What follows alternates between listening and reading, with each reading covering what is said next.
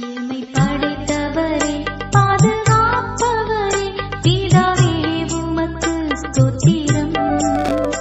கர்த்தருடைய பரிசுத்த நாமம் மகிமைப்படுவதாக. எரேமியா தீர்க்கதரிசன புஸ்தகம் 15ஆம் அதிகாரம் 20வது வசனம். உன்னை இந்த ஜனத்துக்கு எதிரே அரணான வெண்கல அலங்கமாக்குவேன். அவர்கள் உனக்கு விரோதமாக யுத்தம் பண்ணுவார்கள், ஆனாலும் உன்னை மேற்கொள்ள மாட்டார்கள். உன்னை இரட்சிப்பதற்காகவும் உன்னை தப்புவிப்பதற்காகவும் நான் உன்னுடனே இருக்கிறேன் என்று கர்த்தர் சொல்லுகிறார் என்று சொல்லி நான் பார்க்கிறோம். கிறிஸ்துவுக்குள் அன்பான தேவனுடைய பிள்ளைகளை, நாம் வாசித்து கேட்ட வேத பகுதிக்குள்ளாக நாம் கடந்து வருகிறதான பொழுது, எரேமியா தீர்க்கதரிசி வாழ்ந்ததான ஒரு காலம் என்பது யூதா தேசத்திலே மிகவும் மோசமான ஒரு காலகட்டம். ஜனங்கள் கர்த்தரை விட்டு வழி விலகினவர்களாக விக்கிரகத்தை வழிபட்டு பாவத்தில் மூழ்கி இருந்த ஒரு காலகட்டம். அவர்களிடத்திலே கர்த்தருடைய நியாய தீர்ப்பை சொல்லும்படியாக எரேமியா தீர்க்கதரிசி அனுப்பப்படுகிறார். ஆகையினாலே தன்னுடைய சொந்த ஊர் ஜனங்கள், அரசர்கள், ஆசாரியர்கள் என சகலரும் எல்லாருமே எரேமியா தீர்க்கதரிசிக்கு எதிராக மாறுகிறார்கள். அவர் தனிமைப்படுத்தப்பட்ட ஒரு சூழ்நிலை, சிறையில் அடைக்கப்படுகிறார். அவருடைய உயிருக்கு ஆபத்து ஏற்படுகிறது. இப்படிப்பட்ட நேரத்தில் தான் எரேமியா மிகுந்த மன சோர்வடைந்தவராக, ஏன் எனக்கு இந்த வேதனை என்று சொல்லி கர்த்தரிடம் புலம்பிய போதுதான் கர்த்தர் 20வது வசனத்தின் மூலமாக அவருக்கு பதிலளிக்கிறார். உன்னை அரணான வெண்கல அலங்கமாக்குவேன். பண்டைய காலத்திலே ஒரு நகரத்தை பாதுகாக்க சுற்றிலும் எழுப்பப்படுகிறதான சுவர் என்பது அது அலங்கம் மிகவும் பலமானதாய் காணப்படும். அதிலும் வெண்கலம் என்பது மிகவும் உறுதியான ஒரு உலோகம். எரேமியா அவர் இயற்பிலேயே அவர் மிகவும் மென்மையான, சீக்கிரம் சோர்ந்து போக குணம் கொண்ட ஒரு தீர்க்கதரிசி. ஆனால் கர்த்தர் சொல்லுகிறார், உன் பலத்தால் அல்ல, என் பலத்தால் உன்னை யாராலும் உடைக்க முடியாத ஒரு வெண்கல சுவரை போல மாற்றுவேன் என்று சொல்லி அவர் தேற்றுகிறார், திடப்படுத்துகிறார். அவர்கள் உனக்கு விரோதமாக யுத்தம் பண்ணுவார்கள், ஆனாலும் உன்னை மேற்கொள்ள மாட்டார்கள் என்று சொல்லுகிறார். கிறிஸ்தவ வாழ்க்கையில் அல்லது கர்த்தருடைய வழியிலே உண்மையா நடக்கிற தம்முடைய பிள்ளைகளுக்கு போராட்டங்களே வராது என்று சொல்லி கர்த்தர் ஒரு நாளும் வாக்கு கொடுக்கவில்லை. யுத்தம் பண்ணுவார்கள் என்று தெளிவாக கர்த்தர் சொல்லுகிறார்.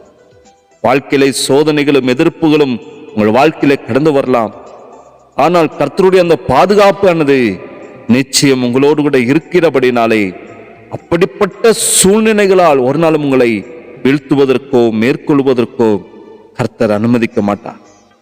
உன்னை ரட்சிப்பதற்கும் உன்னை தப்புவிப்பதற்கும் நான் உன்னோடு கூட இருக்கிறேன் என்று சொல்லி கர்த்தர் இந்த வார்த்தையில மிக முக்கியமான ஒரு வார்த்தையாய் காணப்படுகிறது. எரேமியா தீர்க்கதரிசிக்கு கிடைத்த மிக சிறந்த ஒரு பாதுகாப்பு என்னவென்றால் கர்த்தருடைய அந்த பிரசன்னம் தான்.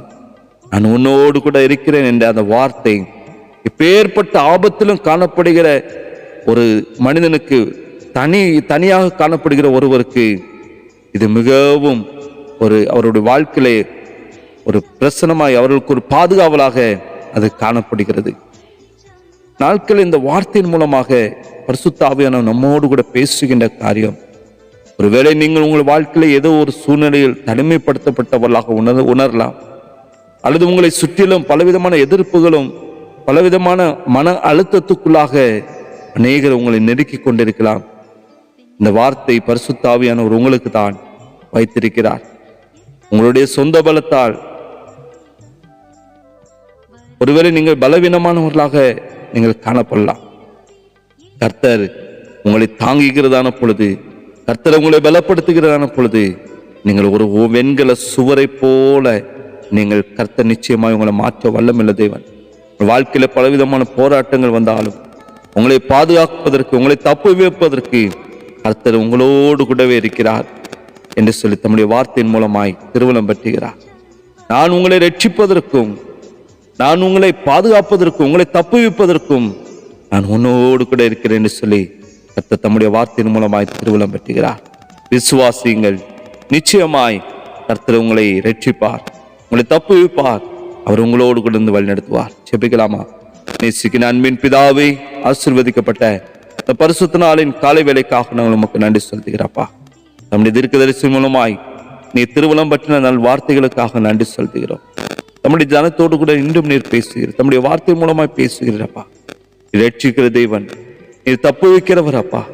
நீர் தம்முடைய பிள்ளைகளோடு கூட இந்த ஒவ்வொரு நாட்களும் வழி நடத்துகிற தேவன் அப்பா. பலவிதமான சூழ்நிலைக்குள்ளாக ஒரு இடுக்கமான ஒரு சூழ்நிலைக்குள்ளாய் எனக்கு யாருமே இல்லை என்று சொல்லி, என்னை ரட்சிப்பதற்கு யாரும் இல்லை, என்னை தப்பு வைப்பதற்கு யாருமே இல்லையே, இப்படிப்பட்ட சூழ்நிலை விடுதலை செய்வதற்கு யாருமே இல்லை என்று சொல்லி கலங்கி தவிக்கிற பிள்ளைகளுக்கு என் தகப்பன் அவர்களை விடுவிப்பீராக.